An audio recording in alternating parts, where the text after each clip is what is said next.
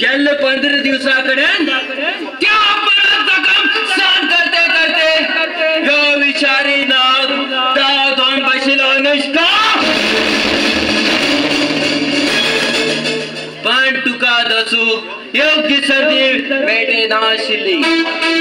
आज अगदी योग्य वेळ मेळिल्लो आसा